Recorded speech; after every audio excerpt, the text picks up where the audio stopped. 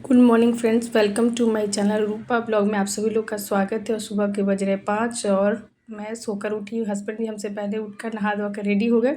बोले आज तीज है तो आप सभी को हरितालिका तीज की हार्दिक शुभकामनाएं। उसके बाद फिर मैं नहाई धोई और उसके बाद बनाई ये गुजिया और साथ में हमारे यहाँ जिसको बोलते हैं ठेकुआ, हम लोग आम भाषा में बोलते हैं। और ये गुजिया बना के किसी से पूजा होती है और साथ में मैदे वाली जो है पूड़ी। और ये निर्जला व्रत होता है जिसमें एक बूंद भी पानी नहीं पिया जाता है। तो एक दिन पहले हम लोग नहाए खाए के हर साल बना लेते थे, लेकिन इस बार टाइम मुझे नहीं मिला, इसलिए मैंने व्रत के दिन ही बनाया। और ये काफ़ी ज़्यादा मुश्किल हो जाता है बनाना, क्योंकि उस दिन अगर आप बनाओगे तो लगेगा कि खड़ा भी नहीं हो, क्योंकि जब हम एक दिन पानी नहीं पीते और सारे काम का प्रेशर एक दिन पड़ता है तो बहुत मुश्किल होता है दिन भर मैनेज करना। तो अगले दिन तो हमने बनाया नहीं था, उस दिन बनाया। तो सब कुछ इतना मतलब आसान भी नहीं था, मौसम भी ऐसा किया, ठंडा नहीं था, इतनी ज़्यादा गर्मी हो रही थी कि मुझे तो इतनी ज़्यादा परेशानी लग रही थी बनाने। फिर मैंने अकेले नहीं बनाया, मैं जेठानी सभी लोग मिलकर बनाए थे। उसके बाद बनता है ये मूर्तियाँ मिट्टी की, भगवान शंकर की, पार्वती और गणेश जी की मूर्तियाँ, जो हर साल मैं बनाती थी। इस साल मैंने नहीं बनाया, बच्चों को बोला चलो हमारे घर के बच्चे उन्हीं को तुम लोग बना लो। मुझे हिम्मत नहीं कर रही थी कि मैं बनाऊँ, तो बच्चे को जैसे आया सभी बच्चों ने मिलकर बनाया। उसके बाद शाम की पूजा की तैयारी करनी थी, तो यहाँ पे मंडप बनाना था। हमारे यहाँ पंडित जी नहीं आते, हम लोग खुद ही जो है पूजा खुद अपने अनुसार करते, क्योंकि सभी चीज़ें आ जाती, इतने सालों से कर रहे हैं। तो उसके बाद सभी मंडप बनाने के बाद यहाँ पे निकाली कपड़े जो तैयार होने थे और सिल्क की साड़ियाँ। हर बार मैं लाल या मैरून कलर के कपड़े पहनती, लेकिन इस बार पतिदेव बोले कि नहीं, कपड़े जो कलर चेंज करो और ऑरेंज कलर की सिल्क की साड़ियाँ लेकर आए। तो मुझे सिल्क की साड़ियाँ बहुत ज़्यादा पसंद है, कढ़ाई वाली साड़ी भी पसंद है और सिल्क की तो मुझे काफ़ी ज़्यादा, क्योंकि उसकी लुक जो होती है अलग होती है। उसके बाद सभी लोग मेरे मोहल्ले की और जेठानी लोग सभी लोग तैयार हो गए और शाम को पूजा करने के लिए। और मुझे पर्व में सबसे अच्छी चीज़ें लगती, मुझे गजरे लगाना बहुत ज़्यादा पसंद है। तो हस्बैंड जी गए लाने के लिए, उनकी ड्यूटी थी, तो थोड़ा सा टाइम बचा हुआ तो लाने गए, लेकिन अभी लगन सीजन नहीं चल रहा है तो ओरिजिनल जो गजरे वो नहीं मिल पाते, बहुत मुश्किल होती है हमारे यहाँ। और तो जैसे मिला वही लेते चले आए। और उसके बाद शाम की पूजा में सभी लोग औरतें आ गई थी। उसके बाद सभी ने अपना यहाँ पे जो ये व्रत होता है हरितालिका तीज जो है, उसमें उस मौसम के जितने भी फल होते हैं आप अपनी ज़रूरत के अनुसार उन सभी चीज़ों को मंगा सकते हैं। और इसमें 16 श्रृंगार किया जाता है, मतलब जहाँ तक हो सको एक ऐसा भी नहीं होना चाहिए कि आप श्रृंगार ना करें, मतलब एकदम एक एक श्रृंगार किया जाता है जितना आप तैयार हो सके। और ये व्रत मैं तब से कर रही हूँ जब से मेरी शादी हुई, उसी समय से, और एक ही तरीके से करते आ रही हूँ। मतलब लगभग हमारे यहाँ नियम है कि आप दुल्हन की तरह ही तैयार होकर ये व्रत को कर सकते हैं।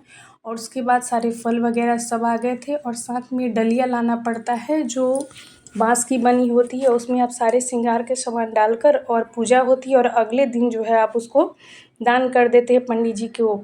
जितने आप श्रृंगार के सामान यूज़ करते हैं उस सारे चीज़ों को लेकर उसके साथ माता पार्वती के लिए सारे श्रृंगार का सामान लाया जाता है। और सारा खोइंचा जो हमारे यहाँ होता है वो दिया जाता है, नए कपड़े उनको दिए जाते हैं।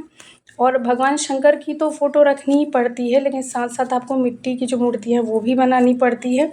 और गोबर के जो गौरी गणेश है वो बनाकर पूजा किया जाता है, क्योंकि और ये जो मतलब व्रत का नाम हरितालिका है। और जो ये कथा की जो बुक है उस बुक का नाम भी हरितालिका है, क्योंकि सखियों के द्वारा जो है माता गौरी को हर ले गई थी वन में, इसलिए इस कथा का नाम भी हरितालिका ही है। और ये जो व्रत है माता पार्वती ने अपनी शादी से पहले किया था, भगवान को शिव को पाने के लिए, सुंदर वर को पाने के लिए। तब से जो है ये व्रत चला आ रहा है और बहुत सुंदर इसकी कथा है।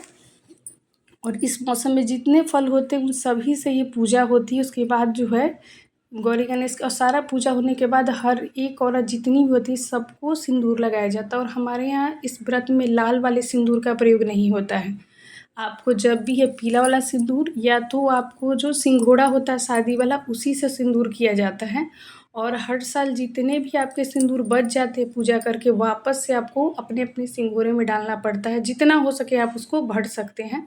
और जितनी भी औरतें हैं उसको आप बाहर से सिंदूर कीजिए या घर वाले को, लेकिन जितनी मतलब आप खुद पूजा कर रहे हैं तो आपको सिंघोरा से ही सिंदूर लगाना पड़ता है। और हमारे यहाँ पीला सिंदूर छोड़कर लाल वाले सिंदूर से ये व्रत नहीं होता। मैं जब से आई हूँ तब से यही चीज़ें देख रही हूँ।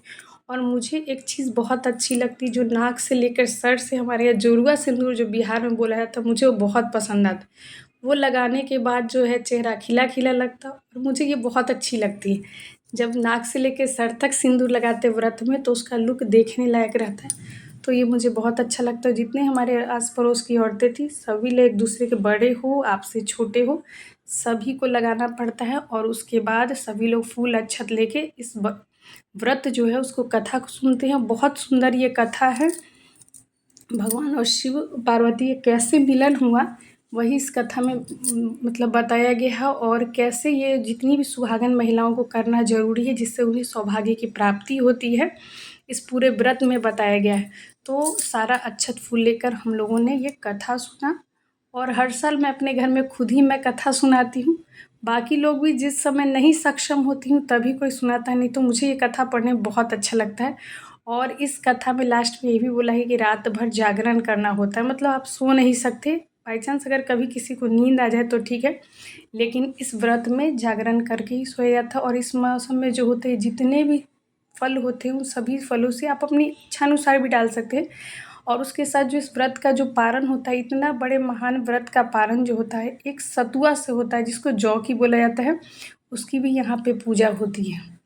और आपको मिट्टी के जो शंकर पार्वती बनाना इसलिए ज़रूरी है क्योंकि यहाँ पे जब पार्वती जी जंगल में गई थी उस समय बालू की ही वो प्रतिमा बनाकर ही पूजा की थी भगवान शिव की। और ये जो है सारा कुछ जो व्रत जो है सबसे पहले माता पार्वती ने भगवान शिव को प्राप्त करने के लिए किया था। उसके बाद उनको आसन भगवान शिव का आसन डगमगाया, उनके बाद उनको पति के रूप में वो मिले। इसीलिए जो व्रत है धार्मिक दृष्टि से देखें तो बहुत मान्यता है कि सुंदर वर पाने के लिए भी लोग करते हैं और जिनको सुंदर वर मिला उन्हें सौभाग्य की प्राप्ति भी होती है। इसलिए हर सुहागिन महिलाओं को ये व्रत करना चाहिए। कहीं-कहीं लोग बोलते हैं शादी से पहले ये व्रत होता है, लेकिन हमारे बिहार में बता दूं कि शादी के बाद ही मैं देखती आ रही हूँ कि व्रत जो है वो होता है। तो कथा सुनने के बाद हम लोग क्या किए होता है सारी चीज़ों खोइछा दिया था भगवान को। उसके बाद सारे में जितने भी गौरी गणेश सभी बनाए जाते हैं उनकी फिर से पूजा की जाती है। दोबारा से इसमें पूजा होता है। एक कथा से पहले पूजा होता है और एक जो है वो कथा के बाद पूजा होता है। उसके बाद सभी लोग मिलके गीत गाते हैं। तो मुझे तो गीत गाना नहीं आता है, लेकिन अगर जितने लोग आते हैं तो फिर उनके साथ मतलब गाना पड़ता है। फिर आरती वगैरह होती है जिसमें भगवान शंकर की आरती होती है, पार्वती जी की, और गणेश जी की आरती तो सबसे पहले होती है दिया जलाकर।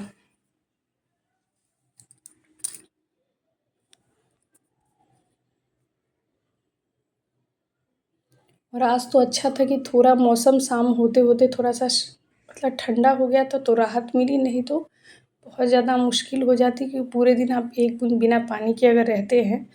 और मेरे साथ ऐसा होता है कि अगर मुझे पानी नहीं मिले तो मैं खड़ा भी नहीं हो पाती, इतना मुश्किल ज़्यादा होता है।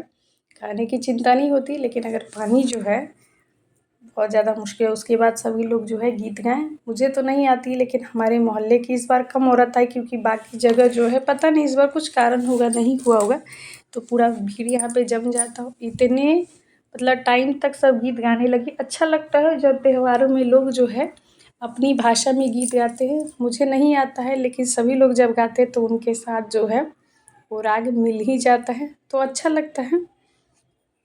और काफ़ी टाइम तक ये सब है। और हम कहीं-कहीं जो होता है वो दिन में भी तीज का व्रत होता है, लेकिन हमारे यहाँ तीज का व्रत जो है वो दिन में नहीं होता है, रात में ही होता है। और जब भी होगा तो 7 बजे के बाद ही, और रात में ही हमारे यहाँ तीज को पूजा जाता है। लोग बोलते हैं कि चौठ चढ़ जाने के बाद तीज की पूजा नहीं होती है, लेकिन मैं जब से आई हूँ देखती हूँ कि तीज की पूजा चौठ होने के बाद भी होता है। बस वो खीरे से काजर को हमारे यहाँ सेका जाता है। जो दिया जलता है उससे आप खीरा को रख कर आप काजल बनाओगे। आरती होने के बाद होती है, पहले आरती हो जाती है भगवान शिव की, पार्वती की, फिर गणेश जी की। पहले गणेश जी की ही आरती होती है और आरती करने के बाद जो खीरा होता है उससे काजल बनाया जाता है हमारे यहाँ। तो दिए की लौ से उस पे काजल बनता है, तो जो काजल बनाकर माता पार्वती को लगाया जाता है। और उसके बाद जितनी महिला व्रत करती वो लगाती है। लेकिन लोग बोलते हैं चौथ चढ़ जाने के बाद काजल नहीं बनाया जाता, तो हम लोग काजल बनाते हैं लेकिन लगाते नहीं। उसके बाद जितने भी श्रृंगार के सामान या फल जितने लोग हैं सब पूजा के बाद खड़े हो जाते हैं। पूजा के बाद हमारे यहाँ शुरू से इसी तरीके से होता है। हर जगह अपना अपना तरीका होता है लोगों का करने का, लेकिन मैं उस तरीके से बता रही हूँ जैसे मेरे ससुराल में होता आया है। और मायके में भी इसी तरीके से तीज का व्रत जो है शुरू से होता है। और हमारे यहाँ जितनी बार हो सके सिंदूर को दोहराया जाता है, मतलब जितने लोग आपको मिलेंगे उतने सिंदूर आपको 2 बार 3 बार लगाते जाएंगे। ऐसा नहीं कि एक व्यक्ति लगा दिया उसके बाद नहीं लगाया, जितने लोग पूजा करेंगे सभी उतने बार दोहराएंगे। तो मुझे कभी कभी इस बात से हंसी भी आती है। उसके बाद पूजा हो जाने के बाद मैं सोची थोड़ा तैयार हो जाऊं। और आज हमारे हस्बैंड जी की ड्यूटी जो है वो लेट से होती है, क्योंकि उनकी ड्यूटी शॉपिंग मॉल में होती है। तो त्योहारों में जल्दी जो छुट्टी नहीं मिलती, मुझे तब थोड़ा फ़ोटो खिंचवाना रहता है। वो रहते हैं तो फ़ोटो वीडियो जो होता है थोड़ा आसान हो जाता है बनाने में, क्योंकि उनको इंटरेस्ट बहुत ज़्यादा रहता है। और ये हो गई सुबह के बज रहे ये 4। जब हम उठे थे पूजा करने के लिए, भी 4 बजे सुबह में ही पूजा होती है। साथ में चना जो डाला जाता है, हमारे यहाँ चना से पूजा होती है। जौ का जो सतुआ होता है उसमें गुड़ मिलाकर जो है सबसे पहले उसको चढ़ाया जाता है भगवान को। और सुबह में ये दिए की लौ से जो खीरे की जो काजल बनाया जाता है वो बनाया जा रहा है। तो काजल उसमें हम लोग बैठ के उसको सेंकते हैं और माता पार्वती जो हैं और गौरी को उनको लगाया जाता है। और सुबह में भी एक बार पूजा होती है। जितने हम लोग रात में फल वगैरह सभी चढ़ाते सबको उतार दी जाती है। उसके बाद दोबारा से जो है उनको चढ़ाया जाता है। चढ़ाने के बाद उनको माता पार्वती को पहले खोइंछा दिया जाता है, जितने लोग पूजा करते हैं सभी लोग। तो सुबह में तो मेरी तो इतनी हालत ख़राब थी, मैंने कपड़ा छोड़ो इतना तैयार होने का टाइम नहीं लग रहा था, खड़ा होने का भी मन नहीं कर रहा था। मैंने सोचा कि चलो जैसे भी तैयार हो जाओ सुबह पूजा करने के लिए, और वो भी इतनी सुबह। क्योंकि नियम ऐसा ही होता है कि अब जितनी सुबह हो सके कौवा बोलने से पहले आप करिए, तो पहले उसमें जल चढ़ाया जाता है। और जितने फल है वापस से रात वाले उतार के फिर आप सुबह में जितने फल है वो चढ़ाइए।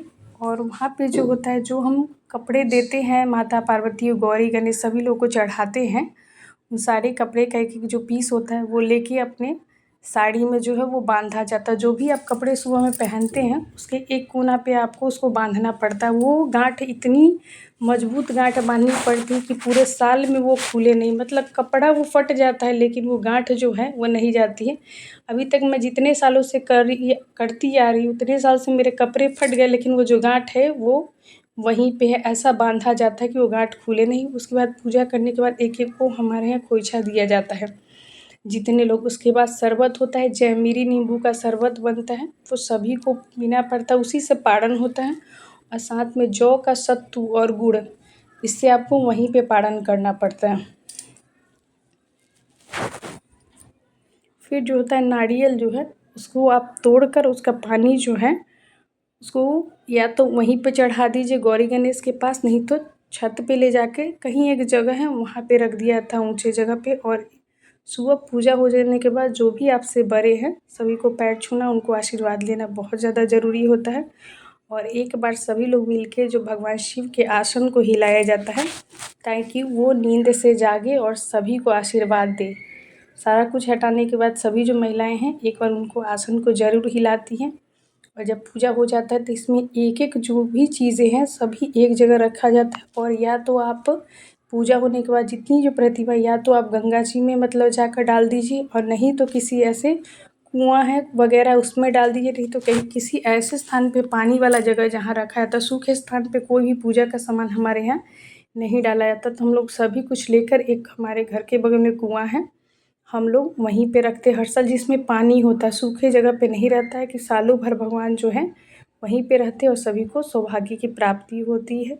और आसन हिलाने के बाद हम लोग सारा कुछ एक जगह रख कर और उसी सुबह में जाकर डाला जाता है। जब ऐसा बोला जाता है, हमारे यहाँ कौवा नहीं बोला जाता है। कैसा लगा आपको ब्लॉग ज़रूर